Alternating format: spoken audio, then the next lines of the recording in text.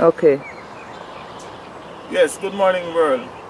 It's a beautiful first day of the week, morning, and I'm the Mystic Philosopher, um, coming to you live from the hills somewhere in Canada.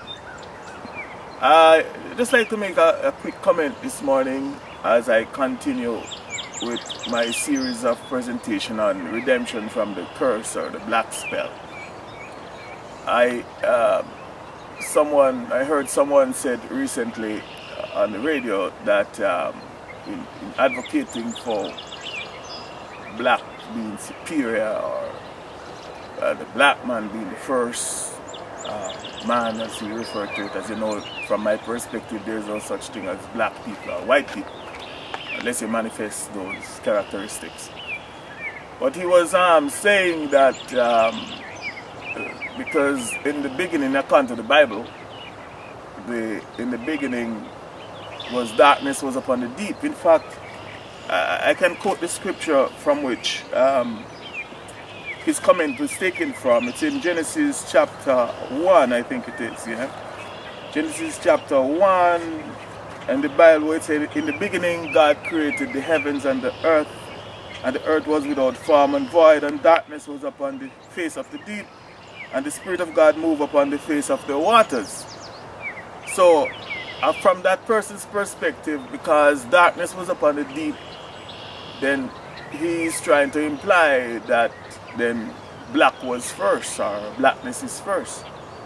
But if one would read this, analytically and intelligently and honestly, one would realize that yes, this possible, let's assume that this is correct.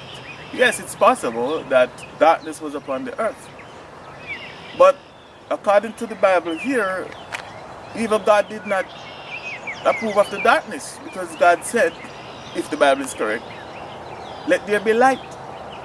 So even it would appear that whoever was saying this could not even see himself in darkness. So he's saying, let there be light. And what? And there was light, and he continues to say, God said, let there be light, and there was light. And God saw that the light was good. And God divided the light from the darkness. So, to advocate for darkness as being,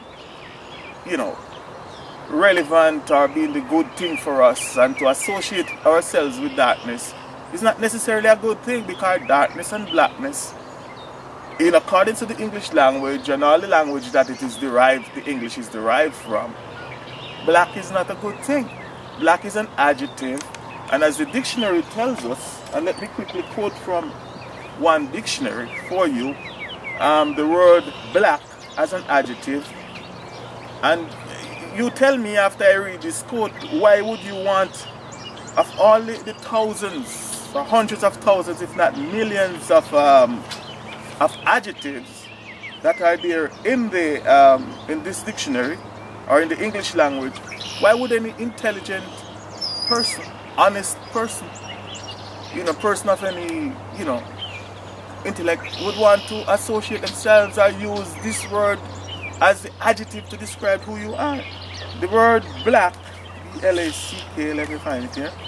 The word black, according to the dictionary, it said, and I'm quoting from the Winston Canadian Dictionary for Schools, and it said a color, number one, of the color of cold, opposite to white, almost without light, very dark, as a black cellar. Number three, dismal.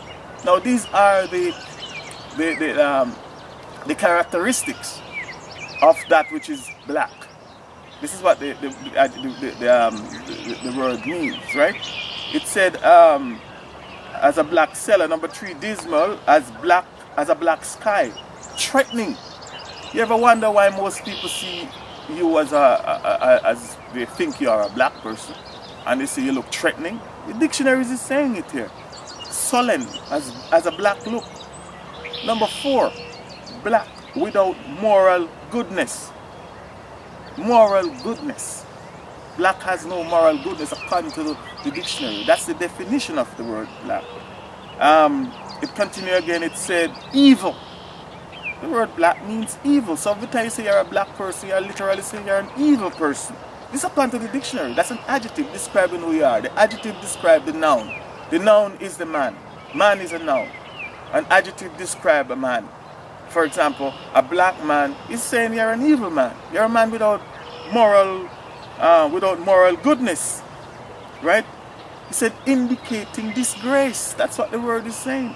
Why would we in this time and age want to associate ourselves or to use such an adjective to describe ourselves? By the way, which is the opposite, complete opposite of the word white. And it continued. And among all of these infamous adjectives or description or adjectives, among all of them, here comes to find who is categorized in the same category? People of dark skin. Dark skin as Negro. This is what the dictionary is saying. Grimy. The color of coal. And it continues, a member of the dark skin race. Can you imagine? So all I'm trying to say to people, my friend, let's understand. There's no way in the Bible, and I've read it from cover to cover, many times over. I've never seen where the word black or darkness or dark has been used in any, as one would say, positive way or in a good way to describe a people or to describe anything. Anything that is in darkness is reflective of evil, not good. So in the beginning, yes, there maybe was darkness upon the deep. However, according to the book, whoever that person was, he, she, or it said, let there be light. And the light was good. Not the darkness was good. And for your information, all those people who are proclaiming their blackness, blackness don't shine. Blackness, from my perspective, does not give off light. Blackness absorbs light. And when there is darkness, darkness signifies death. That which comes from darkness spring forward towards the light.